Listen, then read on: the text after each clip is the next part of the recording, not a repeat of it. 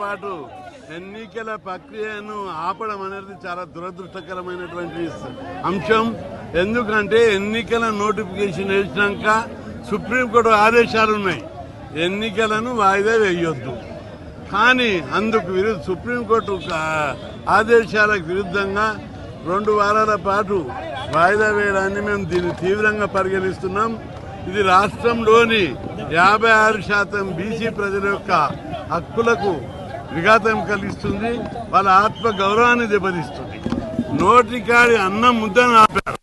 నిన్నటి నుంచి చాలా మంది అడ్వకేట్లు మంచిగా దాదాపు చాలా పిటిషన్లు ఉన్నాయి. అన్ని పిటిషన్లను పరిగణనలోకి తీసుకొని విచారణ జరిపి ఇంకా 2 రోజులు టైం తీసుకునేది ఉంది. ఎందుకు మీకు బాదరగా స్టే ఇవ్వవలసి వచ్చిందని చెప్పి రాష్ట్ర వ్యాప్తంగా దీని మీద భారీ మూల్యం చెల్లించుకోవాల్సి వస్తుందని హెచ్చరిస్తున్నాం. ఈరోజు సాయంత్రంలోగా ప్రభుత్వ స్పందన ఏంటిదో చూస్తాం. చూసి రాష్ట్ర బంద్ను జరిపి మొత్తం రాష్ట్రాన్ని స్తంభింపజేస్తామని చెప్పి హెచ్చరిస్తున్నాం.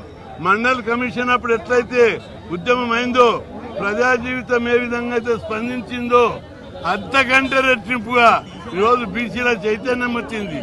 బంద్ను హైదరాబాదే కాదు ఊర్లో కూడా మొత్తం బంద్ జరుపుతాం. చాలా దీనికి ప్రభుత్వం బాధ్యత వహించవలసి వస్తుంది. సరే, ముఖ్యమంత్రి గారు ఏ విధంగా స్పందిస్తారు, ఈ స్టే మీద ఎలాంటి యాక్షన్ తీసుకుంటారో సాయంత్రంలో ప్రకటించాలి. లేని పక్షంలో అన్ని సంఘాలను ఈ అందరినీ కూడా సంప్రదించి చాలా పెద్ద ఎత్తున బంద్ జరుపుతాం. ఈ బంద్ ద్వారా దేశాన్ని ఒక్కసారి కళ్ళు తెరిపిస్తామని చెప్పి హెచ్చరిస్తున్నాం. ఏం తమాషా ఉందా? బీసీలంటే ఇంత చిన్న చూప?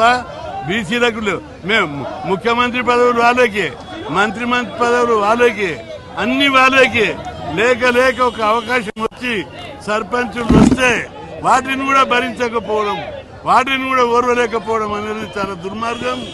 కాబట్టి తప్పనిసరిగా ఈ సమాజం బీసీల సత్తా ఏమిటిదో ఈసారి చూపెడతాం. అరే, బలమైనటువంటి హేతుబద్ధమైన కారణాలు ఉన్నాయి. రాజ్యాంగము అధికారం ఇచ్చింది రాష్ట్ర ప్రభుత్వానికి, అసెంబ్లీలో బిల్లు పాస్ అయింది.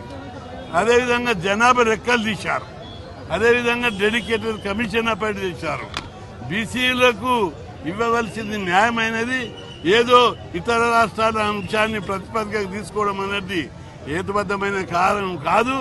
న్యాయాన్ని బీసీ కులాల మీద చిన్న చూపు చూస్తూ న్యాయస్థానాలు తీర్పు ఇవ్వడం అనేది, స్టే చేయడం అనేది చాలా దురదృష్టకరం.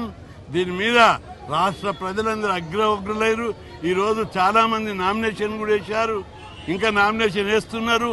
ఇప్పుడు నోటికాడి అన్నం ముద్దను రాక్కున్నారు. అందుకే దీన్ని అంత ఈజీగా వదిలిపెట్టము, భారీ మూల్యం చెల్లిస్తారు. ఈరోజు సాయంత్రంలోగా ప్రభుత్వం ప్రకటించకపోతే రేపటి నుంచి ధర్నాలు, రస్తారోకోలు, రాష్ట్ర బంధు డేటు రేపు అనౌన్స్ చేస్తాం. సాయంత్రంలోగా చూసి ఖచ్చితంగా ప్రభుత్వం భారీ మూల్యం చెల్లించవలసి వస్తుందని చెప్పి హెచ్చరిస్తున్నా.